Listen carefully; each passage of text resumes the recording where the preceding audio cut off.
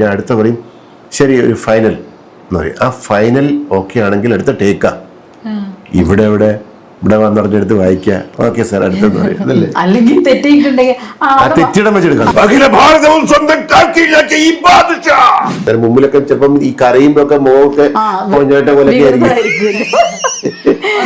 ചേച്ചി പറഞ്ഞു ഇനി എന്റെ എല്ലാ വോയിസും വത്സമ്മ തന്നെ ചെയ്യുമെന്ന് പറഞ്ഞു. അങ്ങോട്ട് വന്നപ്പോ പാലി അങ്ങോട്ട് പോയത് ഇങ്ങോട്ട് ചെയ്യും.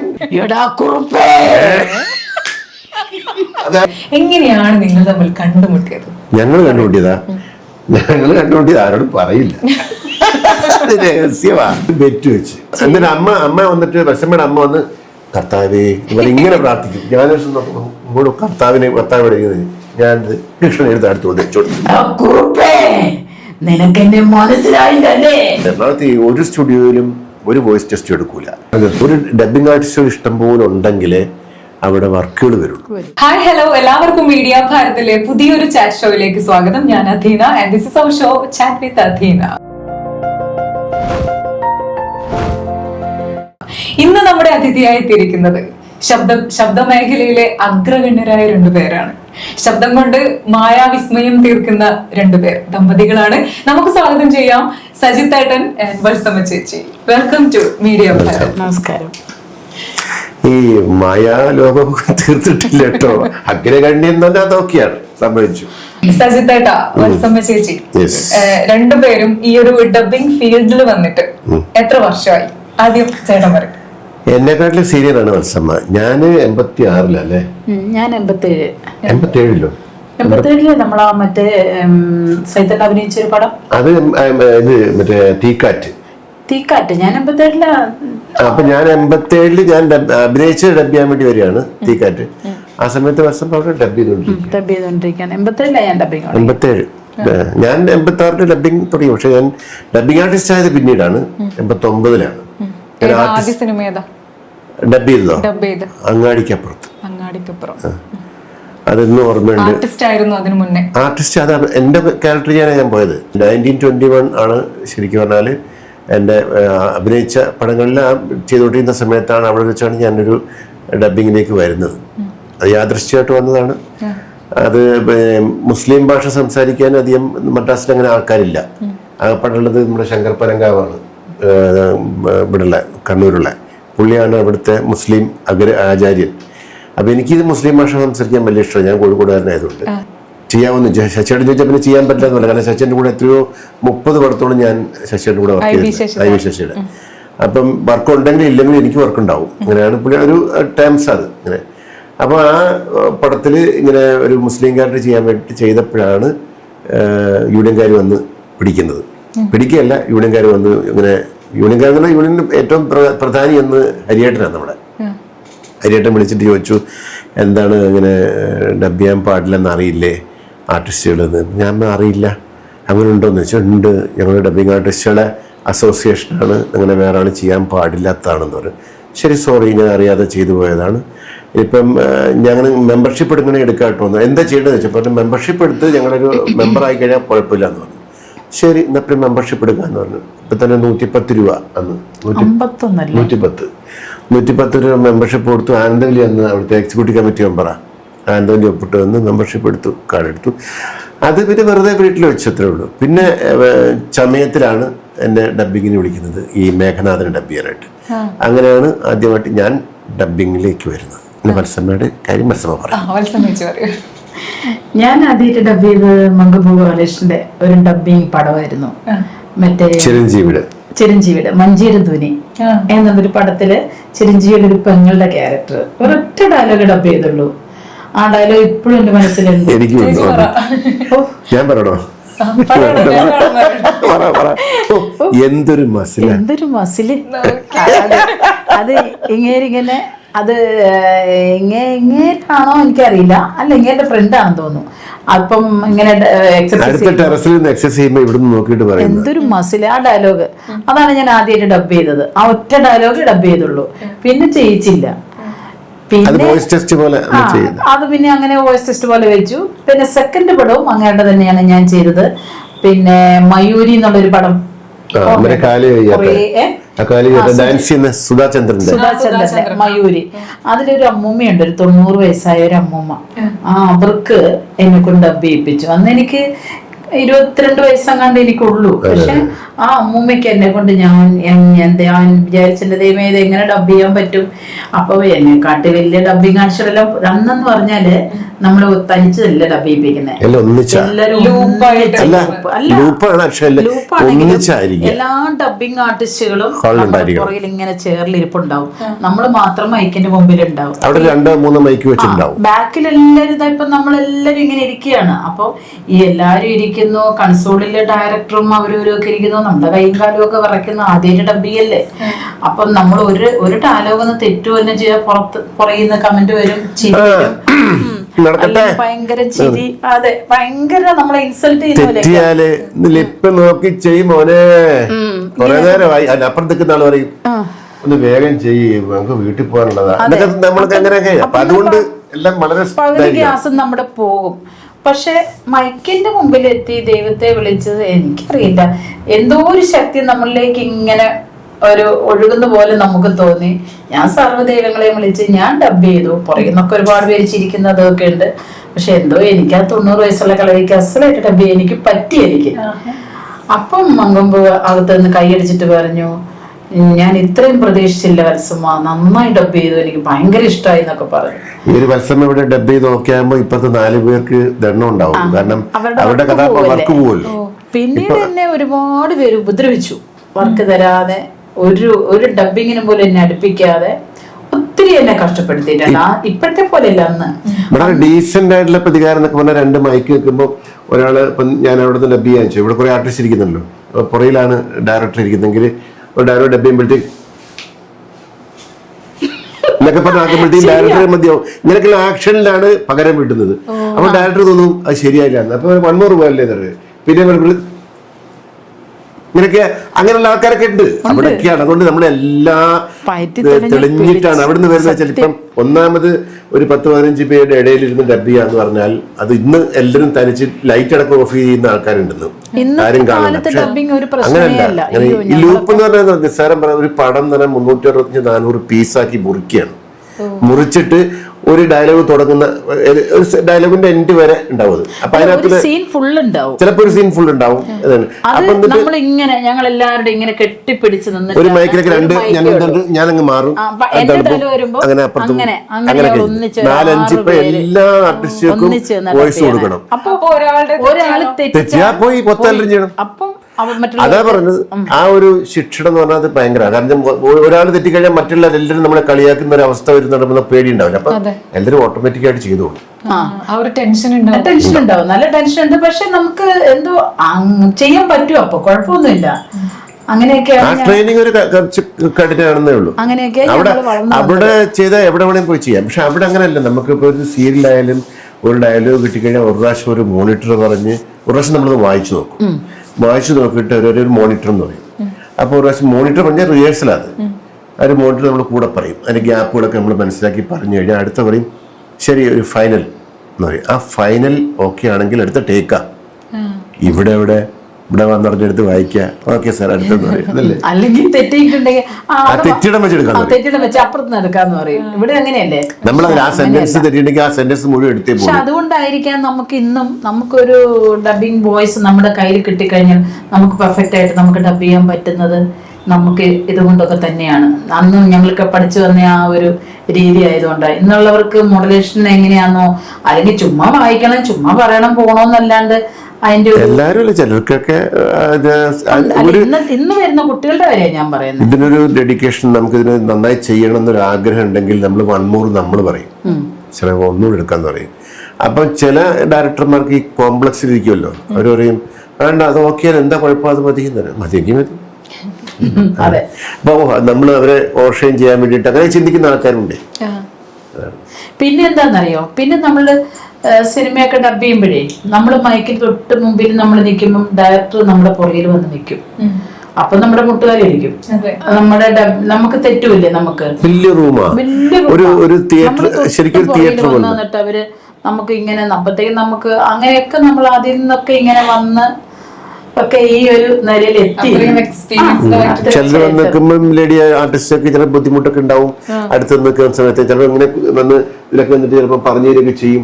കുറച്ച് കഴിയുമ്പോൾ ഞാൻ ചെയ്തോളാം എന്നുള്ളത് പറയുമ്പോൾ അങ്ങോട്ട് മാറി നിൽക്കും. ചില ആർട്ടിസ്റ്റുകൾ പറയും മുമ്പിലാരും നിൽക്കാൻ പാടില്ല എന്ന് പറയും, പുറകിൽ പോകാൻ പറയും. എന്നാലും മുമ്പിലൊക്കെ ചിലപ്പം ഈ കരയുമ്പോ ഒക്കെ മുഖമൊക്കെ പോഞ്ഞാട്ട പോലെയൊക്കെ ആയിരിക്കും. അപ്പൊ ഈ ഒരു മൂവിയിൽ ചെയ്യുമ്പോ ആ ഒരു അഭിനേതാക്കളിലെ അവര് വന്ന് ഇതുപോലുള്ള സജഷൻസ് ഒക്കെ തരുമോ? ആർട്ടിസ്റ്റുകൾ വരാറില്ല. പക്ഷെ ഞാൻ സീമ ചേച്ചിക്ക് ഒരു പടം ഞാൻ ഡബ് ചെയ്തു. ആദ്യമായിട്ട് കോട്ടയശാന്തി ചേച്ചി ആയിരുന്നു സീമ ചേച്ചിക്ക് ചെയ്തുകൊണ്ടിരുന്നത്. ഓർമ്മയിൽ ശശിമോഹൻ ഡയറക്ടർ അത് സേതൻ അഭിനയിച്ചിട്ടുണ്ട്. അതിൽ ഞാൻ പിന്നെ അപ്പം സീമ ചേച്ചി പറഞ്ഞു എനിക്കൊരു പുതിയ ശബ്ദം വേണം. ഞാനപ്പം ഡബിങ്ങിന് ഇറങ്ങിയതേ ഉള്ളൂ. എനിക്കൊരു പുതിയ ശബ്ദം വേണം എന്ന് പറഞ്ഞപ്പം മോനേട്ടൻ പറഞ്ഞതുപോലെ വത്സമ്മയുടെ വോയിസ് നമുക്കൊന്ന് നോക്കാന്ന് പറഞ്ഞ് അങ്ങനെ വോയിസ് പിന്നെ ടെസ്റ്റ് ചെയ്തു. വോയിസ് അവരെ കേൾപ്പിച്ചപ്പോ അവര് പറഞ്ഞു ഓക്കെയാണ്, എനിക്ക് ഈ വോയിസ് വന്നിട്ട് ഞാൻ ഡബ് ചെയ്തപ്പം സിം ചേച്ചി അവിടെ സ്റ്റുഡിയോയിൽ വന്ന് തോളത്ത് കൈയിട്ടെന്ന് സിം ചേച്ചിയെ ഡബ് ചെയ്തു. രതീഷേട്ടനായിരുന്നു ഹീറോ, മരിച്ചുപോയി രതീഷേട്ടൻ. രതീഷേട്ടൻ അങ്ങേ മൈക്കിലും ഞാൻ ഇപ്പുറത്തെ മൈക്കിലും ഇരുന്ന ഞങ്ങള് രണ്ടുപേരും കൂടെ ഞങ്ങൾ ഡബ് ചെയ്തത്. സിം ചേച്ചിക്ക് ഭയങ്കര ഇഷ്ടമായി. അപ്പൊ സിം ചേച്ചി പറഞ്ഞു ഇനി എന്റെ എല്ലാ വോയിസും വത്സമ്മ തന്നെ ചെയ്യുമെന്ന് പറഞ്ഞു. അതിന്റെ പ്രത്യാഘാതം ട്രെയിനിൽ ചാടാൻ അടക്കം പോയതാ. അതിന്റെ പ്രത്യാഘാതം പിന്നീട് ട്രെയിനിനെടുത്ത് ചാടിയാലോന്നൊക്കെ വിചാരിച്ചിട്ടുണ്ട്. കോട്ടയശാന്തി ചേച്ചി ട്രിവാൻഡ്രത്ത് ഒരു ഡബിങ് കഴിഞ്ഞ് ട്രിവാൻഡ്രത്ത് വരുന്ന സമയത്ത് തന്നെ ട്രെയിനിലിട്ടും അടിച്ചില്ലെന്നേ ഉള്ളൂ. അതുപോലെ തന്നെ ചെയ്തു. കാരണം അവര് ചെയ്തോണ്ടിരുന്ന വോയിസ് ആണ്. അങ്ങനെ അത് കഴിഞ്ഞിട്ട് പിന്നെ ഭയങ്കര പ്രശ്നമായി. എന്നെ കൊണ്ട് അത് ആ വർക്ക് ചെയ്യിപ്പിച്ചില്ല. ആ വർക്ക് ഞാൻ ചെയ്തു, അത് ഞാൻ ഫുൾ ഡബ് ചെയ്തു. അത് കഴിഞ്ഞ് പിന്നീടുള്ള പടങ്ങളൊന്നും എന്നെ കൊണ്ട് അവർ ചെയ്യിപ്പിച്ചില്ല. പ്രശ്നം അന്ന് കുറെ ഡയറക്ടേഴ്സ് ഒക്കെ അവരുടെ കയ്യിലൊക്കെ ഉള്ള ആൾക്കാരാണ്. പിന്നെ ഇതേപോലെ തന്നെ ഈ ഡബിങ്ങിന് വിളിച്ച കൃത്യമായിട്ട് വരില്ല, ഭയങ്കര സമയത്തിന് വരില്ല. അങ്ങനെ അവരുടെ ഇപ്പം ഒരാൾ വേണം വേറെ എന്നുള്ളൊരു ചിന്താഗതി അന്ന് എല്ലാവർക്കും ഉണ്ടായിരുന്നു. പക്ഷെ മത്സരം വന്നപ്പോഴത്തേക്കും ദിവസം കൂടി ചെയ്യാൻ പക്ഷെ അവരത് പിന്നീട് അത് ഓപ്പൺ ചെയ്യാനായിട്ട് തിരിച്ചവരില്ല. അത് പ്രശ്നം. അതും കഴിഞ്ഞിട്ട് പിന്നെ ഞാൻ സരിതയ്ക്ക് ഡബ് ചെയ്തു. PC 361 ചന്ദ്രകുമാർ സാറിന്റെ. ശരിക്കും ആനന്ദവല്ലി ചേച്ചിയെ കൊണ്ട് ചെയ്യിക്കാനായിട്ട് വർക്കിന് വിളിച്ചതാണ് സരിതയ്ക്ക്. അപ്പൊ വന്നിട്ട് ചന്ദ്രകുമാർ സാർ ഈ വോയിസ് ചെയ്യാൻ ഡബ് ചെയ്യുന്ന പറഞ്ഞപ്പോ എന്നോട് മത്സമയെ കൊണ്ട് ചെയ്യിക്കാന്ന് പറഞ്ഞിട്ട് ആനന്ദവല്ലി ചേച്ചി 3 ദിവസം സ്റ്റുഡിയോയിൽ വന്നിരുന്നായിരുന്നു ആ വോയിസ് ചെയ്യാൻ വേണ്ടി. എന്നിട്ട് ചേച്ചി കൊണ്ട് ചെയ്യിക്കാതെ എന്നെ കൊണ്ട് ചെയ്യിച്ചു. അതിനുശേഷം ഇവരെല്ലാം കൂടെ ഒരു വളഞ്ഞ് ആക്രമിച്ചല്ല. പിന്നെ ഒരു സ്റ്റുഡിയോയിലും എനിക്ക് ഒരു വർക്ക് എന്നെ കൊണ്ട് ചെയ്യിപ്പിക്കില്ല അവര്. പക്ഷെ മത്സമയ്ക്കുള്ള ഗുണം എന്താന്ന് വെച്ചാല് ഏത് കഥാപാത്രം ചെയ്യാൻ പറ്റും. ഈ നാടകത്തിൽ ഒത്തിരി എക്സ്പീരിയൻസ് ഉണ്ട്. നാടകം ചെയ്ത് അങ്ങനെ ഒരു ആർട്ടിസ്റ്റ് ആണല്ലേ. ആ ഒരു എക്സ്പീരിയൻസ് പറ. എങ്ങനെയാണ് ആദ്യമായിട്ട് അഭിനയിച്ച നാടകങ്ങളൊക്കെ ഉണ്ടാവില്ലേ? എങ്ങനെയാണ് നിങ്ങൾ തമ്മിൽ കണ്ടുമുട്ടിയത്? ഞങ്ങൾ കണ്ടുമുട്ടിയത് ആരോടും പറയില്ല. രഹസ്യമാ. അതായത് രഹസ്യമൊന്നും വേണമെന്നില്ല, പരസ്യം കുഴപ്പമൊന്നുമില്ല. നമുക്ക് ആരോടും ഉത്തരവൊന്നും പറയേണ്ട ആവശ്യമില്ല. ഞാൻ ആദ്യമായിട്ട് വസമയെ കണ്ടുമുട്ടുന്നത് 77 എനിക്ക് തോന്നുന്നത്. 1977 അല്ലെ 78 ജ്വലനം എന്ന് പറയുന്ന നാടകം. ആ നാടകം കളിക്കാൻ വേണ്ടിയിട്ട് വത്സമ്മയാണ് അവിടെ വന്നു. വത്സല എന്നായിരുന്നു പേര്. വത്സമ്മയാണ് ഉപാസന പൂക്കാട് അവരിട്ടതാ. ഉപാസന പൂക്കാട് എന്നുള്ള കലാസമിതിക്ക് വേണ്ടിയിട്ട് വത്സമ്മ അവിടെ അഭിനയിക്കാൻ വരുന്നുണ്ട്. ഞാനും എന്റെ ചേട്ടനും അഭിനയിക്കുന്നുണ്ട് ആ നാടകത്തില്. പൂക്കാട് ഞങ്ങളുടെ കലാസമിതി തന്നെയാണ്. അപ്പൊ വത്സമ്മ അവിടെ അഭിനയിക്കാൻ വന്ന സമയത്ത് വത്സമ്മ എന്റെ പെങ്ങളായിട്ടാണ് അഭിനയിക്കുന്നത്. കുറെ കാലം ഞങ്ങൾ പെങ്ങളും അങ്ങനെ പെങ്ങളും ആയിരുന്നു കേട്ടോ, അതും പറയാം. അങ്ങനെ അഭിനയിച്ച സമയത്ത് ഒരു ബെറ്റ് വെച്ച് മത്സമ്മ സ്റ്റേജിൽ വെച്ച് നിനക്ക് ഉമ്മ കൊടുക്കാവോ എന്ന് ചോദിച്ചു. ഞാൻ എന്റെ ഫ്രണ്ടുമായിട്ട് ഞാൻ ഉമ്മ കൊടുക്കും, ഒരു സംശയം വേണ്ടെന്ന് പറഞ്ഞു. അപ്പൊ എന്റെ മനസ്സിലെ കണക്കൂടുന്ന അറിയോ, അതിനകത്തൊരു ഹാപ്പി ഒന്നുമില്ല കേട്ടോ. കേറുമ്പോ ഒരു കൈ തന്നിട്ടുണ്ട്. സ്റ്റേജിൽ കയറുമ്പോ ഒരു ഷെയ്ക്കാൻ്റെ ഒന്നും ഓർമ്മയില്ല. ആ ഷെയ്ക്കാൻ്റെ നമ്മൾ വിചാരിച്ച് പ്രണയമാണെന്ന് തെറ്റിദ്ധരിച്ചതേ ഉള്ളൂ. അല്ലാതെ നോക്കുമ്പോ അപ്പുറത്ത് ചേട്ടനും കൈ കൊടുക്കുന്നുണ്ട്, എല്ലാവർക്കും കൈ കൊടുക്കുന്നു. ഇതിപ്പോ ഇവര് സ്ഥിരം കയറുമ്പോൾ എല്ലാവർക്കും ഷെയ്ക്കാറ്റ് കൊടുക്കുമല്ലോ. അതായിരുന്നു ഞാനത് തെറ്റിദ്ധരിച്ചു. അപ്പൊ ഞാൻ ഈ ബെറ്റ് വെച്ചിട്ട് മോളിൽ കയറിയപ്പം എന്റെ കണക്കൂട്ടിൽ എന്താ വെച്ചാല് ഹാപ്പി ബർത്ത്ഡേ സീൻ ഉണ്ടല്ലോ. അപ്പൊ സ്വന്തം പെങ്ങൾക്ക് ഒരു ഉമ്മ കൊടുത്താൽ ആരും ഒന്നും പറയില്ലല്ലോ, അത് നാച്ചുറൽ ആവും. നന്നായിട്ട് അഭിനയിച്ചെന്നല്ലേ പറയുള്ളൂ. അതാ. പക്ഷെ ആരോ വത്സമ്മയ്ക്ക് പറഞ്ഞിട്ടുണ്ടല്ലേ, ഞാൻ ഇങ്ങോട്ട് വരുമ്പോ വത്സമ്മ അങ്ങോട്ട് പോകും. ഞാൻ ആ പാട്ട് തിരുക്കുന്ന മുമ്പൂടത്തില് പിന്നെ നാട്ടുകാരിക്കില്ലേ, പാട്ടിനിടയിൽ ഉമ്മ കൊടുക്കില്ല. ഞാൻ അങ്ങോട്ട് പോകുമ്പോൾ വത്സമ്മ ഇങ്ങോട്ട് വരും. അവസാനം എനിക്ക് ആരുമില്ല, ഇരിങ്ങൽ നാരായണിയെ പിടിച്ചിട്ട് ഉമ്മ കൊടുത്തു. എന്റെ അമ്മയാണ്, ആ അമ്മയ്ക്ക് പിടിച്ചിട്ട് ഉമ്മ തീർന്നു. അങ്ങനെ ഒരു ആദ്യം കണ്ടത്. പിന്നെ കാണുന്നത് അനുബന്ധത്തിന്റെ സമയത്ത്. അനുബന്ധം എന്നുള്ളൊരു സിനിമ ശശി സാറിന്റെ, ഞങ്ങളുടെ വീടിന്റെ അടുത്ത് തന്നെയായിരുന്നു ഷൂട്ട്. അവിടെ അഭിനയിച്ചു. 2 ദിവസം അഭിനയിച്ചുള്ളൂ. ഞാനത് അഭിനയിക്കുന്നുണ്ട്. 2 ദിവസം അഭിനയിച്ചുള്ളൂ. ഞങ്ങള് തമ്മിൽ ബന്ധങ്ങളൊന്നുമില്ല. എന്റെ ശരിക്കും പറഞ്ഞാല് സൈത്തേട്ടനെ എനിക്കും അറിയില്ല, എന്നെ സൈത്തേട്ടനും അറിയില്ല. ഞാനൊന്ന് കണ്ടതേ ഉള്ളൂ, ജസ്റ്റ് ഒന്ന് കണ്ടതേ ഉള്ളൂ. എനിക്ക് അത് ഓർമ്മയില്ല വത്സമയാണ് എന്നുള്ള എനിക്കറിയില്ല. ഞാൻ അനുബന്ധം അഭിനയിക്കുന്ന സമയത്ത് ഞാൻ ചെന്നൈയിൽ ഡബിങ്ങിലാണ്. അപ്പൊ അതിലൊരു പ്രൊഡക്ഷൻ മാനേജർ ഉണ്ട്, സച്ചേട്ടൻ. അപ്പൊ സച്ചേട്ടൻ എന്നോട് പറഞ്ഞു, വത്സമയ്ക്ക് അതിലൊരു നല്ല ക്യാരക്ടർ ചെയ്താൽ എന്താ. അപ്പൊ എനിക്ക് അന്ന് അഭിനയിക്കാനും ഇഷ്ടമാണ്. 3 ടീച്ചറായിട്ട് ഞാന്, രമ്യ, പിന്നെ നൂർജഹാൻ, 3 പേര്. അപ്പൊ നല്ല ക്യാരക്ടർ ആയിരുന്നു. അങ്ങനെ ഞാൻ അഭിനയിക്കാൻ പോയതാണ്, ചെന്നൈയിൽ പോയതാ. ഷൂട്ടിങ്ങിന് ഒരു 1-2 ദിവസം കണ്ടുള്ളൂ, പിന്നെ കണ്ടില്ല. പിന്നെ അതിന്റെ കാരണം ഞാൻ എനിക്ക് പിന്നീട് പറഞ്ഞു. ആ കാരണം ഞാൻ ഇപ്പൊ പറയുന്നില്ല. ഞാൻ ഒരു 2 സീനേ അഭിനയിച്ചുള്ളൂ. 3ാമത്തെ സീൻ ഞാൻ അഭിനയിച്ചില്ല. വിട്ടിട്ട് പോയി, ഞാൻ അഭിനയിച്ചില്ല. പിന്നെ ഞാനുണ്ടായിരുന്നു. എനിക്കത് കാര്യമായിട്ട് വിഷമൊന്നുമില്ല.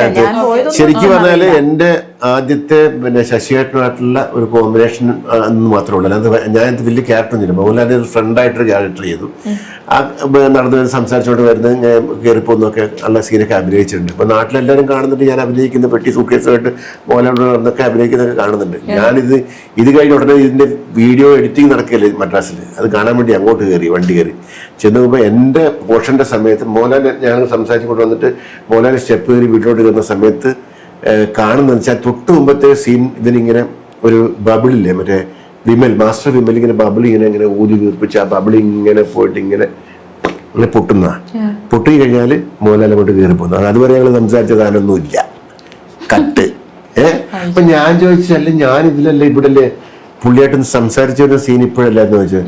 അത് ലിങ്ക് സീനായിരുന്നു, ജസ്റ്റ് ഒന്ന് എടുത്തുന്നില്ല. അപ്പൊ അവിടെ ലോക്കലാണല്ലോ ഞാനവിടെ. അപ്പൊ ലോക്കലായപ്പോ നമ്മൾക്ക് അവിടെ പല സപ്പോർട്ട് ഗ്രൂപ്പ് വേണമല്ലോ.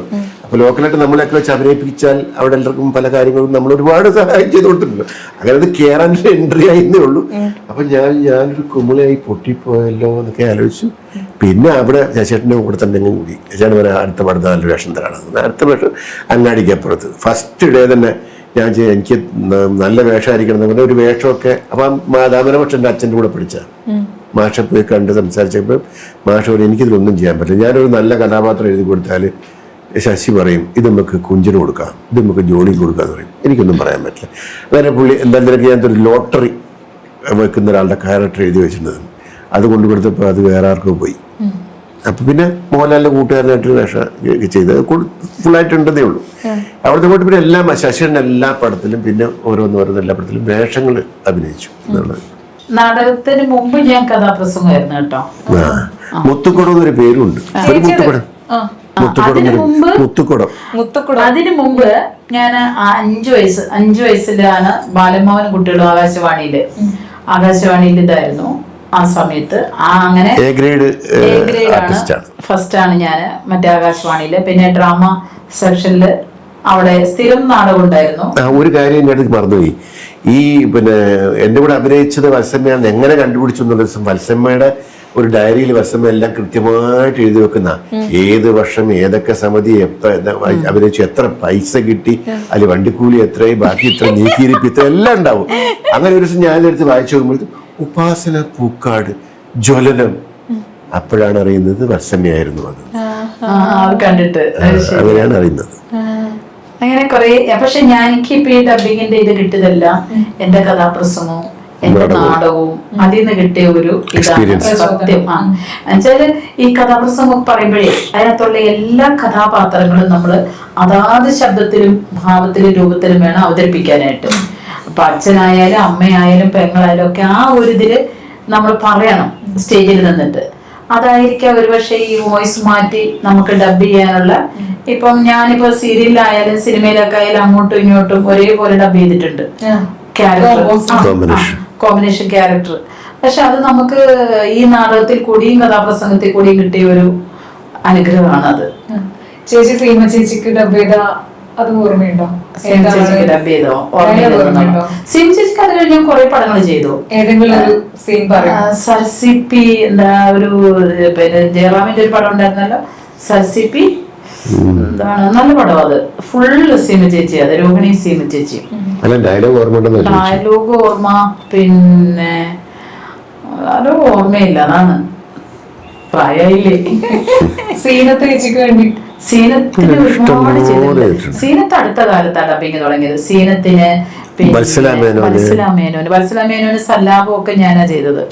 വത്സലാമേനോൻ ചേച്ചിക്ക് കുറച്ച് ഏജ് ഫീൽ ചെയ്യാൻ തുടങ്ങിയ ശേഷമാണ് ഞാൻ പിന്നെ വിട്ടത്. പിന്നെ ചേച്ചി തന്നെ ഡബ് ചെയ്തത്. സീനത്ത് പിന്നെ ശോഭാ മോഹന്, ഊർമിള ഉണ്ണി, മങ്ക മഹേഷ്, കനകലത എന്ന് വേണ്ട ഒരുപറ്റ ആൾക്കാർക്ക് ആ സമയത്ത് എല്ലാം ഫുള്ള് ഞാനാ ചെയ്തിരുന്നത്. പിന്നെ വാണി വിശ്വനാഥൻ ഡബ് ചെയ്തിട്ടുണ്ട്. വാണി വിശ്വനാഥിന്റെ ഒരു സീൻ പറയൂ. വളരെ പെട്ടെന്ന് അങ്ങനെ പറയാൻ പറ്റൂല. നമുക്ക് എന്താ പറയാ, അങ്ങനെ വർഷം മുമ്പാണ് നമ്മള് ഒരു സീൻ പെട്ടെന്ന് പറയാൻ പറ്റുന്നത്. നമുക്ക് അത് അങ്ങനെ പറയാനായിട്ട് പിന്നെ ഡയലോഗും സ്ക്രീനും ആർട്ടിസ്റ്റിനെ ഒക്കെ കാണുമ്പോഴേ നമുക്കത് പറയാനുള്ള ഒരു ഇത് കിട്ടത്തുള്ളൂ. അല്ലാണ്ട് നമുക്ക് പെട്ടെന്ന് ഇങ്ങനെ ഓർമ്മയിൽ തങ്ങി നിൽക്കുന്ന ഒരു ഡയലോഗ് ഉണ്ടാവും. ഓർമ്മയിൽ തങ്ങി നിൽക്കുന്ന, അതെ, അങ്ങനെ ഓർമ്മയിൽ തങ്ങി നിൽക്കുന്ന ആ ഒരു ഡയലോഗ് നമുക്ക് വേണ്ടി. ഒരുപാട് കഥാപാത്രങ്ങൾ ചെയ്തുകൊണ്ട് ഒന്നും ഓർമ്മയിലൊന്നും തങ്ങി എനിക്കങ്ങനെ ഓർമ്മ വരുന്നില്ല. എനിക്ക് ഓർമ്മ വരുന്നില്ല. അടുത്തെങ്ങാനൊക്കെ ഡബ് ചെയ്യുന്നതാണെങ്കിൽ പിന്നെയും ഒരു ഇപ്പൊ നമ്മുടെ സീരിയലൊക്കെ നമ്മളിപ്പോ പടങ്ങൾ ചെയ്യുന്നില്ലല്ലോ, ഇപ്പൊ കൊറേ ആയി സിനിമ ഡബ് ചെയ്യാറില്ല. ഞാൻ ലാസ്റ്റ് ചെയ്ത സിനിമ മറ്റേ എന്താണ്, കെയർ ടേക്കർ എന്നാണ്, ദിലീപിന്റെ പടം. അതില് ഞാൻ ചെയ്തത് രാധിക മാഡത്തിനാ ചെയ്തത്. അതാണ് ലാസ്റ്റ് ഞാൻ ചെയ്തത്. നമ്മുടെ ധീര മൂവിയില്ലേ, രണധീര. അപ്പൊ ആ മൂവിയിൽ സജിത്തേട്ടൻ എന്താ പറയാ ജീവിച്ച ഒരു കഥാപാത്രം ഉണ്ടല്ലേ, ബാദുഷ.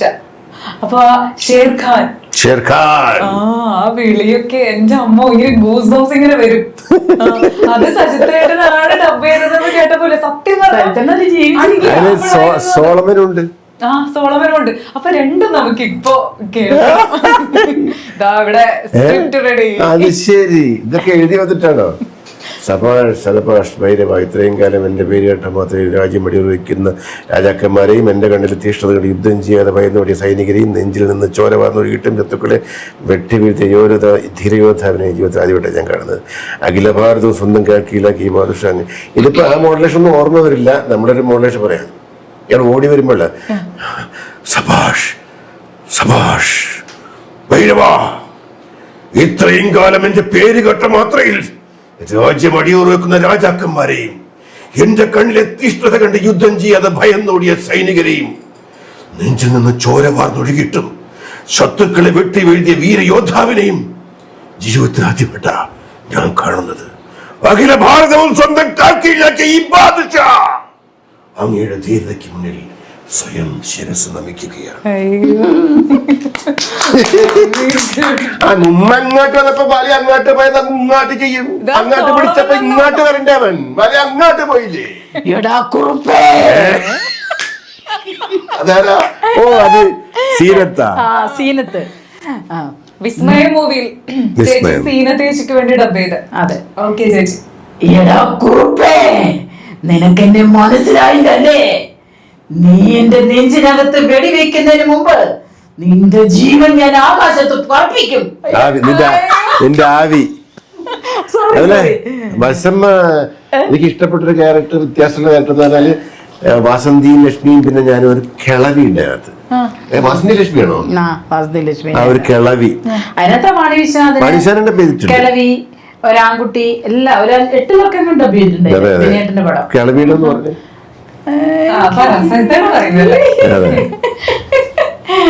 എനിക്കിങ്ങനെ മുഖം കാണുമ്പോ മുഖം എങ്ങനെ വെച്ചാൽ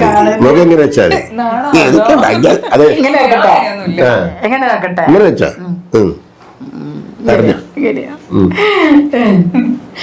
നിങ്ങൾ പറഞ്ഞു, എന്നാ നിങ്ങൾ വിളിച്ചോ പറഞ്ഞു.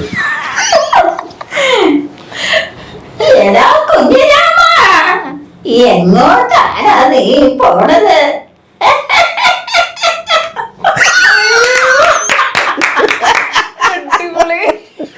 ഇത് എന്തൊക്കെ പറഞ്ഞാലും ഇപ്പൊ ഈ ധീരയുടെ ഡയലോഗ് സത്യം പറഞ്ഞാല് കുറച്ച് പുറകോട്ട് പോയി. അതെ, അമ്പിളി അവളാ എഴുതിയത്. അല്ല, നന്ദി പറയേണ്ടത് അത് ശരിയാ. പക്ഷെ അതിനൊക്കെ വലിയ ക്യാരക്ടർ എനിക്ക് തന്ന അമ്പിളി. അമ്പിളിയോട് നന്ദി പറയണം. കാരണം ഈ ഒരു ക്യാരക്ടർ അവളെ മനസ്സിൽ കണ്ടപ്പോ ഇത് സഹിതയുടെ തന്നെ ചെയ്യണം എന്ന് പറഞ്ഞ് എന്നെ വിളിച്ചു വരുത്തി ചെയ്യിച്ചത്. പക്ഷെ അവിടുന്ന് ജീവിച്ചിട്ടില്ല. ഞങ്ങള് വളരെ ഇതായിരുന്നു, കൂടെ പിറക്കാത്തൊരു സഹോദരിയായിരുന്നു. നല്ല കലാകാരിയാവള്. അതെ, എനിക്കത്ര ഒരുപാട് പടങ്ങൾ എനിക്ക് തന്നെ ശരിക്കും തമിഴ് അറിയുന്നതാണ്. എനിക്ക് തമിഴ് ചെയ്യാം. അവൾ ഈ ധീരൊക്കെ കഴിഞ്ഞ് കുറെ കാലം കഴിഞ്ഞപ്പോഴത്തേക്കും പിന്നെ ഉച്ചരം പടങ്ങളില്ലാതെ വന്ന സമയത്ത് ഞാനിവിടെ ഡബ് ചെയ്യുന്ന പടങ്ങൾക്ക് ഈ തമിഴ് ടു മലയാളം പടങ്ങൾക്ക് ഞാൻ എഴുതരാമെന്ന് പറഞ്ഞ് എനിക്ക് എഴുതുന്നുണ്ട്. ഡയലോഗ്സ് എഴുതി ബുക്കിൽ ഒരു 3 ദിവസം കൊണ്ട് അവിടെ എനിക്ക് എഴുതി അയച്ചു തരും. സാധാരണ ഇവിടെ ഞാൻ തമിഴ് പടങ്ങൾ ഡബ് ചെയ്യുന്നത് കണ്ടില്ലേ, ഞാൻ സ്ക്രിപ്റ്റ് ഉപയോഗിക്കാമല്ലോ, കേട്ട് പറയല്ലേ. പക്ഷെ അവിടെ എനിക്ക് എഴുതി ഞാനത് വാങ്ങിച്ചിട്ട് അവർക്ക് ചെറിയൊരു വളരെ തുച്ഛമായൊരു പൈസ ഞാൻ കൊടുത്തിട്ട് ഞാൻ വാങ്ങിച്ചിട്ടുണ്ട്. കാരണം വെച്ചാൽ അവർക്ക് ഒരു കമ്മിറ്റ്മെന്റ് എന്നോട് ചെയ്യുന്ന പടത്തിൽ എന്റെയും കൂടി കോൺട്രിബ്യൂഷൻ വേണമെന്ന് വിചാരിക്കുന്നുണ്ടാണെന്നറിയില്ല. ഞാൻ പറയാതില്ല, ഞാൻ എഴുതരാം. അപ്പൊ ഏതോ ഒരു പടത്തിന്റെ സമയത്ത് എനിക്ക് ആ തമിഴ് അത്ര വശമുള്ളതല്ല. എനിക്കൊന്ന് ഈ ചെന്തമിഴ് ഒരു എന്തോ ഒരു പ്രത്യേക തമിഴുണ്ട്, അത് അവർക്ക് നല്ല അറിയായിരുന്നു. അപ്പൊ അന്ന് ഞാൻ ചോദിച്ചപ്പോ എന്നോട് വന്ന് ഞാൻ എല്ലാം എഴുത്തരാട്ടോ. അപ്പൊ അവർക്ക് വർക്ക് കുറവാ. അപ്പൊ ആ സമയത്ത് അവിടെ ഒരു എക്സ്പീരിയൻസ് കൂടെ ആയിരുന്നത്. നമുക്കൊരു ഒരു ജോലിയോടുള്ളൊരു കമ്മിറ്റ്മെന്റ് വരുമ്പോൾ അങ്ങനെയൊക്കെയാ ചെയ്യുക. വേറൊരാൾക്ക് സഹായിച്ചു ഒക്കെ കൊടുത്ത് നമ്മൾ വേണമെങ്കിൽ ട്രാക്ക് പറയുക, അങ്ങനെയൊക്കെ ചെയ്തു. അങ്ങനെയൊക്കെ ഒരുപാട് നല്ല ഒരു ബന്ധം അങ്ങോട്ടും ഇങ്ങോട്ടും ഉണ്ടായിട്ടുണ്ട്. അതുകൊണ്ട് ആദ്യം അമ്പിളിക്ക് നന്ദി പറയുന്നു. ഇപ്പൊ അത് വീണ്ടും ഇങ്ങോട്ട് കാണിച്ചിട്ടുണ്ടെങ്കിൽ അധീനയ്ക്ക് നന്ദി പറയുന്നു. അത് കേൾക്കാൻ കഴിഞ്ഞതിൽ ഇപ്പൊ പറഞ്ഞ് അത് ലൈവായിട്ട് ഇങ്ങനെ കേൾക്കാൻ കഴിഞ്ഞില്ലേ. പക്ഷെ ലൈവായിട്ട് എത്ര ചെയ്താലും സ്ക്രീനിൽ കാണാം. ഇത് നമ്മള് കുറെ പ്രാവശ്യം പ്രാക്ടീസ് ചെയ്തിട്ടൊക്കെ ചെയ്യുന്നതല്ലേ. അപ്പൊ ആ ഒരു ഇതൊന്നും നമ്മുടെ മോഡലേഷൻ ഒന്നും ബോഡി വരുമ്പോഴുള്ള എഫക്റ്റും ഒക്കെ കൊടുത്ത് ചെയ്യുന്ന ഒരു ഇതൊന്നൊക്കെ ചെയ്യുമ്പോൾ എഫക്റ്റ് കിട്ടില്ല. കുട്ടികളെ പക്ഷെ ഇത് പണ്ട് ഈ ഒരു ഫിലിം കാണുമ്പോ ഞാനൊന്നും സ്വപ്നത്തിൽ പോലും വിചാരിച്ചില്ലല്ലോ, അയ്യോ ഇതിന്റെ ഡബ് ചെയ്ത ആ ഒരു വ്യക്തി കേൾപ്പിച്ചിരുന്നു. ഇതൊരു ഭാഗ്യല്ലേ. പിന്നെ ഇനി നമ്മൾ പോകാൻ പോകുന്നത്, നിങ്ങൾ രണ്ടാളും പറഞ്ഞു പലപ്പോഴായിട്ട് പലയിടങ്ങളിൽ വെച്ച് കണ്ടു. ആ ഒരു സമയത്തൊക്കെ ഒരു സഹോദര ബന്ധമായിരുന്നു. എപ്പോഴാണ് ഈ ഒരു ബന്ധം പ്രണയത്തിലേക്ക് വഴിമാറി ഒഴുകിയത്? ഞാൻ പറയണ വശം പറയണു. രക്ഷപ്പെട്ടു. അങ്ങനെ പ്രണയമായിട്ടൊന്നുമില്ല. കാരണം ഞാനും വസമയായിട്ടുള്ള അടുപ്പെന്ന് പറഞ്ഞാൽ ഒരു 10-12 വർഷത്തോളം ഞങ്ങള് ഈ പറഞ്ഞ ആംഗലേമ്പങ്ങളായിട്ട് ജീവിച്ചതാണ്. സത്യമാണ്, വസമ എത്തിക്കൊണ്ടല്ലേ പറയുന്നത്. യാതൊരു ഇതുമില്ല. ഞാനില്ലാതെ വസമ എവിടെയും പോകില്ല. വസമയില്ലാതെ എവിടെയെങ്കിലും വസമ ഡബ് ചെയ്യുന്നു. ഞാനിങ്ങനെ കറങ്ങി വരുമ്പോൾ വസമ ഇന്ന സ്ഥലത്തുണ്ടെന്ന് പറഞ്ഞാൽ ഞാൻ അതിൻ്റെ അടുത്ത് വിടണമെങ്കിൽ ഞാൻ പറയും വസമ ഞാനിവിടെ ഉണ്ടിട്ടൊന്ന്. എന്നപ്പം ഞാനിത് കഴിഞ്ഞ് ഇങ്ങോട്ട് വരുമെന്ന്. അങ്ങനെ പോയി ഞാൻ എൻ്റെ വണ്ടിയിൽ പിക്ക് ചെയ്ത് വരും. എൻ്റെ വണ്ടിയിൽ വരുമ്പം കുറേ ആൾക്കാരൊക്കെ കുറേ ഓടിച്ചു വന്നിട്ട് എന്താ ചെയ്യുന്നതെന്നൊക്കെ നോക്കി ആൾക്കാരൊക്കെ ഉണ്ട് നമ്മുടെ കൂടെ. പക്ഷേ അങ്ങനെ ഒന്നുമില്ലായിരുന്നു. എൻ്റെ അടുത്തായിരുന്നു. എൻ്റെ ഫോൺ തന്നെയാണ് വസമ PP ഫോണായിട്ട് ഉപയോഗിച്ചിരുന്നത്. അപ്പം അവിടെ വരുന്ന ചില കോളുകൾക്ക് വസമയുടെ പ്രതികരണമൊക്കെ ഞാൻ കേട്ടിട്ടുള്ളതാണ്. പ്രഗത്ഭനായ ഒരു നടൻ ജീവിച്ചിരിപ്പില്ല നടൻ അവിടെ ഉണ്ട്. അത് കുറെ ഉണ്ട്. അതൊക്കെ നമ്മൾ ഇനി പറഞ്ഞ ഒരു മീറ്റൂലേക്ക് പോകണ്ട. അത് വളരെ നമ്മൾ ഇപ്പോഴും ഒരു കേസിൽ കിടക്കുന്ന ഒരാളായിട്ടൊരു ഇഷ്യൂ ഒന്നും ഉണ്ടായിട്ടുണ്ട്. അതൊക്കെ ഉണ്ട്. അതാണ്. പക്ഷെ നമുക്ക് അതിലൊന്നും താല്പര്യമില്ല. നമ്മള് വേറൊരു ഇതല്ലേ. അപ്പം അന്ന് തൊട്ടേ അറിയാം. വസം എനിക്ക് വ്യക്തമായിട്ട് അറിയുന്നതാണ്.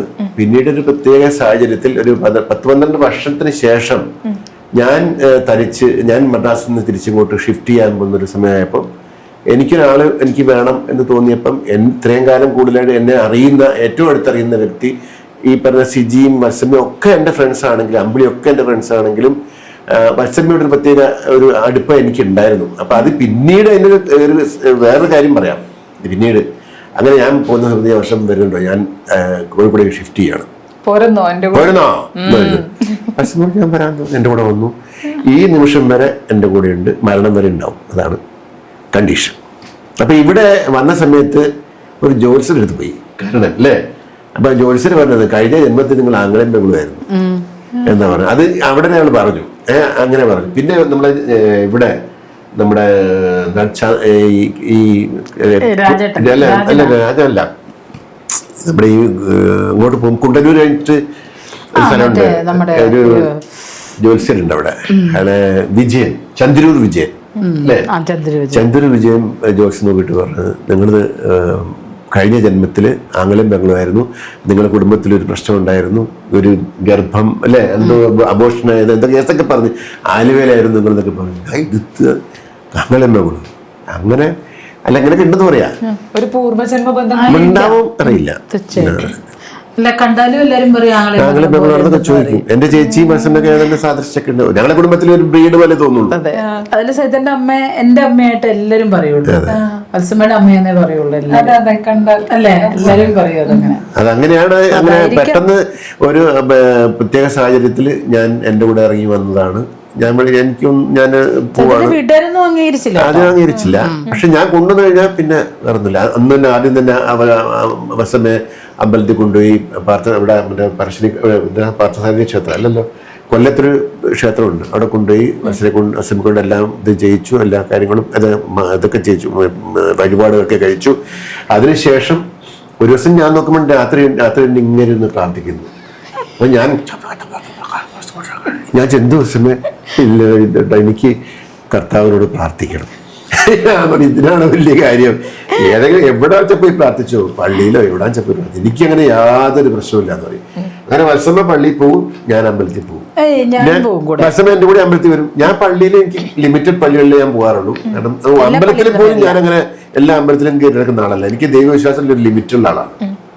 ഞാൻ ശബരിമല പോകാറുണ്ട്, മൂകാംബി പോവും, അങ്ങനെ കുറച്ച് അമ്പലങ്ങളിൽ മാത്രമേ ഞാൻ പോകാറുള്ളൂ. അതുപോലെ വത്സമ്മ കൂടെ പള്ളിയിൽ പോകുന്ന പറഞ്ഞാൽ ഞാൻ വേളാങ്കണ്ണി പോവും, കലൂര് പള്ളിയിൽ പോകും, അന്നോൺസ് മുന്നാഴ്ചന്റെ പള്ളിയിൽ പോകും, വല്ലാർപാടം പോവും, എടപ്പള്ളിയിലും പോയിട്ടുണ്ട്. അല്ലാതല്ല വീട്ടിനടുത്തുള്ള പള്ളിയിലൊന്നും ഞാൻ അങ്ങനെ പോകാറില്ല. വേറൊന്നും ഉണ്ടായിട്ടില്ല. വീട്ടില് പിന്നെ യേശുക്രിസ്തു ഉണ്ട്, കൃഷ്ണനും ഉണ്ട്. ഇങ്ങനെ രണ്ടുപേരും ഇങ്ങനെ വെച്ചിരിക്കുകയാണ്. അപ്പൊ ഇങ്ങനെ വെച്ചിരിക്കുകയാണ്. എന്നിട്ട് അമ്മ വന്നിട്ട് വസമ്മയുടെ അമ്മ വന്ന് കർത്താവേ ഇങ്ങനെ പ്രാർത്ഥിക്കും. ഞാൻ ഇങ്ങോട്ട് കർത്താവ് ഞാൻ കൃഷ്ണൻ എടുത്ത് അടുത്ത് കൊണ്ട് വെച്ചു കൊടുത്തു. അല്ല പിന്നെ കർത്താവേ എന്ന് പറയുമ്പോൾ രണ്ടുപേരും അവിടെ ഇരിക്കുന്നു. കൃഷ്ണനും കർത്താവ് ഒന്നിച്ച് കിട്ടി. അങ്ങനെയൊക്കെയാ വഴി കൊടുക്കുക. ഇവിടുത്തെ നമ്മുടെ ചെമ്പൂക്കിലെ പള്ളിയിലെ അച്ഛൻ വീട്ടിൽ വെഞ്ചരിക്കാൻ എല്ലാ വീട്ടിലും വെഞ്ചരിക്കല്ലോ. അപ്പൊ നമ്മുടെ വീട്ടിലെന്ന് പറയും ഇവിടെ ഒരു പ്രത്യേക വെഞ്ചരിപ്പാണ്. കാരണം ഇവിടെ രണ്ടും ഉണ്ട്. അപ്പൊ അങ്ങനെ ഞങ്ങൾക്ക് അങ്ങനെ ഈ മതത്തിന്റെ ജാതി അങ്ങനത്തെ ഒന്ന് വരെ അങ്ങനത്തെ ഒരു ക്ലാഷും ഇല്ല. കാരണം ഞാൻ ശരിക്കും എനിക്ക് ഇങ്ങനെ ആകാൻ പറ്റുമെന്ന് എന്റെ അച്ഛൻ ചോദിച്ചിട്ടുണ്ടായിരുന്നു. നിനക്ക് എങ്ങനെയാടാ പിന്നെ ക്രിസ്തീയ സമുദായത്തിൽപ്പെട്ട പെണ്ണിനെ അക്സെപ്റ്റ് ചെയ്യാൻ പറ്റുന്നത്? പക്ഷെ അതിലൊന്നും ഒന്നുമില്ല എന്നുള്ളത് അക്സെപ്റ്റ് ചെയ്തതിന് ശേഷമാണ് നമുക്ക് മനസ്സിലാകുന്നത്. പണ്ടൊക്കെ ഞങ്ങൾ വെറും ഹിന്ദു എന്നുള്ള ഇതിൽ മാത്രം ജീവിച്ചിരുന്നല്ലേ. അപ്പൊ അതല്ല വിഷയം. ഫ്രണ്ട്സ് എല്ലാം മുസ്ലിംസാണ്. കോഴിക്കോട് അറിയാമല്ലോ, ഫ്രണ്ട്സ് എല്ലാം മുസ്ലിംസ്. കൂടെ ജീവിക്കുന്നത് ക്രിസ്ത്യനാണ്, ഞാൻ ഹിന്ദു. സർവ്വമത എനിക്ക് മതത്തിനോട് അങ്ങനെ ആ സ്പിരിറ്റ് ഇല്ല. അങ്ങനത്തെ ഒരു നമ്മുടെ സ്റ്റുഡിയോയിൽ തന്നെ ഉണ്ടോ പച്ചയും താഴെ പച്ച കളർ, സക്കീർക്ക് വേണ്ടി പച്ച കളറും, മുകളില് കുങ്കുമ കളർ, എനിക്ക് വേണ്ടി കുങ്കുമ കളറും. പെയിന്റ് അടിക്കുമ്പോ സക്കീർക്കോട് പറയാം, സക്കീർക്ക ഇത് താഴെ പച്ച വേണം, മുകളിൽ വേണം, താഴെ മതി, മുകളിൽ കുങ്കുമെടുത്തോ. എന്തിന് വീട്ടിലെ സൂട്ട് നോക്ക്, വീട്ടിലെ ഡബിങ് സൂട്ടിൽ അകത്ത് കണ്ടിട്ടില്ലേ, എന്താ പച്ചയും കുങ്കുമവാ. ഞങ്ങള് ഇങ്ങനെ ഐക്യവാ. എന്താ തൊട്ടടുത്ത പള്ളിയില് ഞങ്ങള് പിന്നെ അവരെ നോമ്പ് സമയത്തൊക്കെ നമ്മളിവിടുന്ന് കൊലയൊക്കെ കൊടുക്കുമല്ലോ. ഞങ്ങൾ വളരെ ഐക്യത്തിലല്ല, ഒരു പ്രശ്നമില്ല.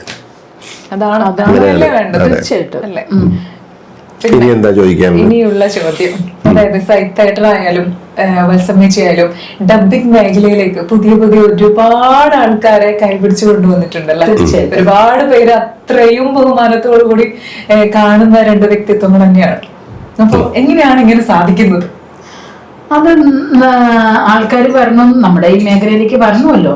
നമ്മളൊക്കെ മാറിക്കൊടുക്കണ്ടേ, പഴയ തലമുറയൊക്കെ മാറിക്കൊടുക്കണ്ടേ. എല്ലാവർക്കും ഇങ്ങനെ പറ്റില്ല ഇതുപോലെ ചിന്തിക്കാൻ. കുട്ടികളൊക്കെ വരണം. എന്റെ ഒരു അഭിപ്രായം എന്താണെന്ന് വെച്ചാല്, പണ്ടൊക്കെ ഒരു വോയിസ് ഡബ് ചെയ്യാൻ വേണ്ടി നമ്മൾ പുറത്ത് ആൾക്കാരിങ്ങനെ നിൽക്കുന്നുണ്ട്. മദ്രാസിലെ സമയത്ത് ഒരു ഡയലോഗ് പോലും ഇവിടുന്ന് നമ്മുടെ കൂടെയുള്ള ആൾക്കാരൊക്കെ തന്നെ ഉണ്ട്. ഒരു ഡയലോഗ് പോലും കൊടുക്കൂല. ഇങ്ങനെ കുറെ നോക്കി നോക്കും. എപ്പോഴെങ്കിലും ഒരു ഡയലോഗ് കൊടുത്ത പറയും എന്തു ആടായത്, എണ്ണയിട്ട് വാടക കയറുന്ന പോലെ ഒന്ന് വരിക ചെയ്യടാ എന്നൊക്കെ പറഞ്ഞ് അതൊക്കെ നമ്മൾ കാണുന്നതാണ്. ഞാൻ അതുകൊണ്ട് എനിക്കത് എപ്പോഴും ഇപ്പം നമുക്ക് സ്വന്തമായിട്ടൊരു സ്റ്റുഡിയോ തുടങ്ങിയപ്പം എറണാകുളത്തിൻ്റെയല്ല, എറണാകുളത്ത് തിരുവനന്തപുരത്ത് എനിക്കറിയാം. എറണാകുളത്ത് ഒരു സ്റ്റുഡിയോയിലും ഒരു വോയിസ് ടെസ്റ്റ് എടുക്കൂല, ഒരാളെ കൊണ്ട് മൈക്കിന് മുമ്പിൽ നിർത്തിയെടുക്കും. കാരണം എടുത്തിക്കാണ് ഒരു 500,000 രൂപ ചിലവാണ് അവർക്ക്. വെറുതെ ഒരു തിയേറ്ററിൽ AC ഇട്ടിടന്ന് കംപ്ലീറ്റ് ലൈറ്റൊക്കെ ഇട്ട് ഒരാളെ കൊണ്ട് ചെയ്യിക്കുക എന്ന് പറഞ്ഞാൽ ആര് ചെയ്യും? ആരുമില്ല. ഞാനങ്ങനല്ല, ഇവിടെ വരുന്ന ആര് വന്നാലും, ഇവിടെ ഞാൻ പ്രത്യേകം പറഞ്ഞിട്ടുണ്ട്, ആര് വന്നാലും വോയിസ് ടെസ്റ്റ് എടുക്കണം. അതിൽ നല്ലതാണെങ്കിൽ അവരുടെ നമ്പർ വാങ്ങിച്ചു വെക്കും. ഒരു തെരുവിൽ ഒരു ജ്വല്ലറി ഷോപ്പേ ഉള്ളൂ. പക്ഷെ അപ്പുറത്തൊക്കെ ആണെങ്കിൽ കമ്മത്തിലല്ല ഇപ്പോൾ ഒരു 10-15 കടയുണ്ട്. സാധാരണ ആൾക്കാർ എങ്ങോട്ടാണ് പോവുക? ആ 10-15 കടകളുടെ സ്ഥലത്തേക്കല്ലേ. അതാണ് ഇവിടെയും വേണ്ടത്. കാരണം ഒരു ഡബ്ബിംഗ് ആർട്ടിസ്റ്റുകൾ ഇഷ്ടം പോലെ ഉണ്ടെങ്കിലേ അവിടെ വർക്കുകൾ വരുള്ളൂ. അവർക്ക് ഇഷ്ടം പോലെ ചോയ്സ് വേണം, ഏറ്റവും തിരക്കേറിയ ചോയ്സസ് വേണം. നമുക്കൊരു 17 വയസ്സ് കുട്ടി തരുമ്പോൾ 17 വയസ്സിൽ 3 പേരെങ്കിലും നമുക്ക് വേണം. നമ്മളില്ല, ഞാൻ മാത്രം 17, എനിക്ക് മാത്രം ചെയ്താൽ മതി, ആരും ഇനി ഇങ്ങോട്ട് വരരുത് എന്ന് പറഞ്ഞ് ചിന്തിച്ചാൽ ഇവിടെ വർക്കേ വരില്ല. അപ്പൊ ഇവിടെയുള്ള ആൾക്കാരോട് അന്ന് പറഞ്ഞ് മനസ്സിലാക്കി കൊടുത്തതാ. എന്തുകൊണ്ടാണെന്ന് വെച്ചാൽ ഞങ്ങളൊക്കെ മദ്രാസിലേക്ക് വന്നത് പല ഡയറക്ടർമാരും അവിടുന്ന് പറഞ്ഞു നിങ്ങൾ തിരുവനന്തപുരത്ത് എറണാകുളത്ത് പൊക്കോ എന്ന് പറഞ്ഞ് തിരുവനന്തപുരത്തേക്ക് പോകാനുള്ളൊരു മാനസികാവസ്ഥ ഇല്ലാത്തത് കൊണ്ട് നമ്മൾ എറണാകുളം തെരഞ്ഞെടുത്തേ ഉള്ളൂ. നമ്മൾക്ക് കോഴിക്കോട് പോയാൽ വർക്ക് കിട്ടില്ല. ഏറ്റവും ഇവിടുത്തെ പോയി ചെയ്യാറുണ്ടായിരുന്നു പോയിട്ട്. പക്ഷെ നമുക്ക് എറണാകുളം നമുക്ക് ഇഷ്ടപ്പെട്ട ഒരു സ്ഥലമായതുകൊണ്ട് ഇവിടെ നിന്നേ ഉള്ളൂ. പിന്നെ കോഴിക്കോടാണ് നമുക്ക് ഏറ്റവും ഇഷ്ടം. പക്ഷെ അവിടെ ആരുമില്ല, ഒരു വർക്കും കിട്ടില്ല. എനിക്ക് ഇന്ന് വരെ ദൈവം സഹായിച്ച്, ഇന്ന് ഞാൻ സ്റ്റുഡിയോ തുടങ്ങിയിട്ട് 12-15 വർഷക്കാരായി. ഇന്ന് വരെ ഒരു നയാ പൈസ പോലും ആർക്കും കൊടുക്കാനില്ല. ശമ്പളമായാലും ശരി, വാടകയായാലും ശരി, കൃത്യമായിട്ട് പോകുന്നത് എന്തുകൊണ്ടാണെന്നറിയോ? ഇതുപോലുള്ള നമ്മൾ ഹെൽപ്പ് ചെയ്യുന്നവർ നമുക്ക് വേണ്ടി പ്രാർത്ഥിക്കും. ഒരു വർക്ക് സൈത്തിന് കിട്ടിയാൽ എനിക്കും അതിന്നൊരു ശതമാനം പൈസ എനിക്കും കിട്ടുമല്ലോ എന്ന് പ്രാർത്ഥിക്കുന്ന ആൾക്കാരുണ്ട്. ഒരു വർക്ക് തീരുമ്പോൾ നമുക്ക് വേറൊരു വർക്ക്, അങ്ങനെയാണ് നമ്മൾ പോകുന്നത്. അത് എന്തുകൊണ്ടാണ്? ഈ ഒരു നമ്മുടെ മനസ്സ് മറ്റുള്ളവർക്ക് ഹെൽപ്പ് ചെയ്യണം എന്നുള്ള ചിന്താഗതി ഉള്ളവർക്ക് എപ്പോഴും ദൈവം കൂടെ ഉണ്ടാവും. ഇതിപ്പോ വത്സമ്മ പിന്നെ ഇരുന്ന് പറഞ്ഞു കൊടുക്കുന്നതും ഞാനിരുന്ന് പറഞ്ഞു കൊടുക്കുന്നതും രണ്ടും രണ്ടാ. എനിക്ക് വത്സമ്മ വളരെ സീരിയസ് ആണ്. കാരണം വത്സമ്മ വളർന്നതും പഠിച്ചതും ഒക്കെ അങ്ങനെയാണ്. അതുകൊണ്ട് വത്സമ്മയ്ക്ക് തമാശയോ കാര്യമൊന്നുമല്ല. വത്സമ്മ പറയേണ്ട കാര്യങ്ങൾ കൃത്യമായി പറയിപ്പിച്ചിട്ടേ വിടുന്നു. 10-15 പ്രാവശ്യം വത്സമ്മ ചെയ്യാനും തയ്യാറാണ്. പക്ഷെ എന്റെ ഒരു പോളിസി എന്ന് വെച്ചാൽ ഞാൻ ഈ പുട്ടിന് പീരായിരുന്ന പോലെ തമാശ പറഞ്ഞ് ഒന്ന് എനിക്ക് എന്താ പറയാ, ഈ ഡബ് ചെയ്യുന്നവരെ ഒരു കംഫർട്ട് സോണിൽ വെക്കണം എന്നുള്ളൊരു മനസ്സെനിക്കുണ്ട്. ഒരു എന്ന് പറഞ്ഞാലോ, ഒരു ഇച്ഛ എന്ന് പറഞ്ഞാലോ നമുക്ക് നമ്മുടെ മോഡുലേഷനും പോകും, ഡയലോഗും പോകും, എല്ലാം പോകുന്നൊരു ഇതാണ്. അതുകൊണ്ട് നമ്മൾ അവരെ ഇതാക്കാതിരിക്കുക, നമ്മൾ സന്തോഷമായിട്ട് നമ്മുടെ മഞ്ജിമയില്ലേ, മഞ്ജിമയുടെ ആദ്യം ഡബിയാൻ വന്നപ്പോ പറയും ചേച്ചി എന്ന് പറഞ്ഞാൽ പറ്റുള്ളൂ, പഠിക്കാൻ പറ്റുള്ളൂ. സൈത്തേട്ടനാകുമ്പോ നമുക്ക് പഠിക്കാൻ പറ്റൂല. സൈത്തേട്ടൻ അങ്ങ് ഓക്കെ എന്ന് പറഞ്ഞങ്ങ് വിടും. ചേച്ചി പലതും പഠിക്കാൻ പറ്റും പറഞ്ഞു മഞ്ജിമ ആദ്യത്തെ ഫസ്റ്റ് സീരിയല്. അത് പറഞ്ഞ പറഞ്ഞത് ശരിയാണ്. ചില സമയത്ത് നമ്മള് 10-15 പ്രാവശ്യം ചെയ്തിട്ട് ഓക്കെ ഓക്കെ നമുക്ക് പോവാം. ഈ സാധനം ടെലികാസ്റ്റ് ചെയ്യണം, ദൈവമേ അന്നേരം ഒന്നുകൂടെ എടുപ്പിച്ചാൽ മതിയായിരുന്നു എന്ന് മനസ്സിൽ തോന്നും. അപ്പൊ ഇവരെ വേദനിപ്പിക്കേണ്ടെന്ന് വെച്ചിട്ടാണ് ശരി. പിന്നെ കുറേ പ്രാവശ്യം എടുപ്പിച്ച് ഇനിയിപ്പം ഓക്കെ അഡ്ജസ്റ്റ് ചെയ്യാന്ന് പറയുമ്പോൾ അത് ടെലികാസ്റ്റ് കാണുമ്പോൾ നമുക്ക് സങ്കടമാവും. അതായത് കുഴപ്പം. അത് വസമ്മയുടെ പറഞ്ഞാൽ ഒരു പരസ്യം കണ്ടില്ല, നമ്മൾ 10-35 പ്രാവശ്യം കൊണ്ട് ഒരു മൂളലെടുപ്പിക്കും. അവസാനം അവസാനം ഇതൊക്കെ ആവും. കാരണം മൂളി അവന്റെ ആപ്പീസ് അവസാനം പശുവോ എരുമേറ്റം മൂളുന്ന പോലെ ഉണ്ടാവും അവസാനം നമ്മൾ. എന്നിട്ട് അവർ എടുക്കുന്ന ഏതാ? ആദ്യത്തെ മൂളല എടുക്കുന്നു. ഓക്കെ, എന്തുകൊണ്ടാ വെച്ചാൽ ആ കിട്ടുന്നത് പിന്നെ കിട്ടില്ല. ആ ഒരു ക്ലാസ് ഭയങ്കര ഭരതൻ സാറിന്റെ ആ ഒരു ക്ലാസ് നമ്മുടെ ചമയം. നമ്മൾ ആദ്യം പോയി വോയിസ് ടെസ്റ്റ് ചെയ്യുമ്പോൾ ആദ്യമായിട്ടാണ് ഞാൻ പഠനം വേറൊരാൾക്ക് ചെയ്യാൻ പോകുന്നത്, ഈ ഒരു മെയിൻ ക്യാരക്ടർ പോലെ ക്യാരക്ടർ. അപ്പൊ ഞാൻ എനിക്കിന്ന് ഓർമ്മയുണ്ട്, എന്താണ് ചോട്ടാനിക്കരമ്മയുടെ രൂപമാണ് എന്ന് പറഞ്ഞൊരു സാധനം ഇങ്ങനെ പറയാം. അപ്പൊ എനിക്ക് ഇവന്റെ ഒരു വോയിസ് ഇങ്ങനെ വേഗതാവിന്റെ വോയിസ് കേൾക്കുമ്പോൾ എനിക്ക് ഏതാണ്ട് പറ്റുന്നൊരു വോയിസ് ആയിരുന്നു. ഞങ്ങളുടെ ഏജാണ്, ഞങ്ങൾ അറിയുന്നതുമാണ്, ഷൊർണൂരും കോഴിക്കോടൊക്കെ ആയിട്ടുള്ള ബന്ധമുള്ള ആളാണ്. പറഞ്ഞപ്പോഴത്തേക്കും പുള്ളി ഓക്കെ പക്ക സൂപ്പർ അടിപൊളി അങ്ങനെ പിടിച്ചോ എന്നാണ്. പിന്നെ അങ്ങോട്ട് പോയി റീല് കഴിഞ്ഞു. അവസാനത്തെ ഒരു അടി തന്നെ ഒറ്റ ടേക്ക്, അത് എഫക്റ്റ് ഇല്ല, ആ വെള്ളത്തിനകത്ത് കിടന്ന അടിയൊക്കെ. അത് കഴിഞ്ഞ് അതിന്റെ എല്ലാ റീലും കഴിഞ്ഞപ്പോൾ ഫസ്റ്റ് റീൽ ഒന്നുകൂടെ എടുക്കുന്നുണ്ടോ. അപ്പൊ എന്തായോ, അപ്പൊ നമ്മൾ അപ്പോഴത്തേക്കും ട്രാക്കിൽ വീണു. ആദ്യം ചെയ്തത് മാറ്റിയപ്പോ അതാ പറഞ്ഞത്, നമ്മളെ സൈക്കോളജി അതാണ്. ഡബിംഗ് ആർട്ടിസ്റ്റുകളെ ജോലി വേണമെങ്കിൽ അതിങ്ങനെ ഒരു പ്രത്യേക നാക്കിലാണ് അത് ചെയ്യേണ്ടത്. കാരണം ഒറ്റയടിക്ക് അവനായിട്ട് ആദ്യം തന്നെ 10 പ്രാവശ്യം എടുപ്പിച്ച്. ഇപ്പോഴും നമ്മൾ പല സാധനം ചെയ്യുമ്പോൾ ഒരു ടേക്ക് 4-5 ടേക്ക് പോയിട്ട് അത് വേണ്ട, അത് നമുക്ക് പിന്നെ എടുക്കാം, നമുക്ക് അടുത്ത് പോകാന്ന് പറഞ്ഞിട്ട് പിന്നെ ലാസ്റ്റിൽ വന്നിട്ട് അത് എടുക്കും. ആ പോളിസി എവിടെയാ അനുഭവം ഉണ്ടല്ലോ. കഴിഞ്ഞ ദിവസം അനുഭവമുണ്ട്. അതെ അതെ അതെ അതെ അതെ. ഏതൊരു സാറിന് ഡയലോഗ് പറഞ്ഞിട്ട് ശരിയാവില്ല. ഞാൻ ഇത് ഓക്കെ ഓക്കെയാണ് കഴിച്ചിട്ടാ ഓക്കെ നമുക്ക് പോവാം. പോയിട്ട് എല്ലാം കഴിഞ്ഞിട്ട് വീട്ടിൽ വന്നെടുത്തു. പിന്നെ വേറൊരു കാര്യം പറഞ്ഞിട്ടുണ്ടായി, വത്സമ്മേച്ചി ഇരുന്നിട്ട് ഒരു പ്രാവശ്യം ഡബ് ചെയ്യണം. കാണണം. അത് പറഞ്ഞിട്ടുണ്ട്. എല്ലാവരോടും പറയണ്ടേ, അത് ഇവിടെ നിന്നോട് എന്റെ ക്ലാസ് അല്ല ആ ക്ലാസ് എന്ന് പറയും. അത് വേറെയാണ്. എന്നെ വിളിച്ചിട്ട് ഇന്ന് സഹിത്തിനെ പൊരിക്കാൻ പോവാ, നിങ്ങളുടെ ഭർത്താവിനെ വെള്ളം ഉറപ്പിച്ച് കാണണം. എന്നെ ആ സംഘടനയിൽ നിന്ന് മാറ്റി എന്തിനാണെന്നറിയോ? എടാ നിനക്ക് ഇതല്ല, നീ എന്തിനാണ് വെറുതെ കിടന്ന് ഈ നന്ദിയില്ലാത്തവർക്ക് വേണ്ടി കിടന്ന് കഷ്ടപ്പെടുന്നത്? അമ്മച്ചിയപ്പം മര്യാദയ്ക്ക് ഒരു കുഴപ്പമില്ലായിരുന്നു. ഇപ്പം കട തുടങ്ങി മൂത്രവും പോകുന്നില്ല. ആ കത്തുന്ന സ്ഥാപനം എന്ന് പറഞ്ഞാൽ എൻ്റെ അല്ല, നമ്മുടെ കൂടെയുള്ള സ്റ്റാഫുകളുടെയാണ്. ആ മെന്റാലിറ്റിയിലാണ് ഞാൻ പോകുന്നത്. കാരണം അവരില്ലെങ്കിൽ നമ്മളില്ല. സമയദോഷം എന്ത് ചെയ്യാൻ പറ്റും? ഞാൻ ഭാഗ്യലക്ഷ്മി ഒന്നും പറയണ്ട, ഞാനവിടെ വടിയായിട്ടിരുന്നു. അത് മനസ്സിലായി യന്ത്രോ. ഞാൻ ഇന്നലെ കൂടി ആവശ്യപ്പെട്ട ഒരു സാധനമാണ്. പൊരുത്തം മനസ്സിലായില്ലേ?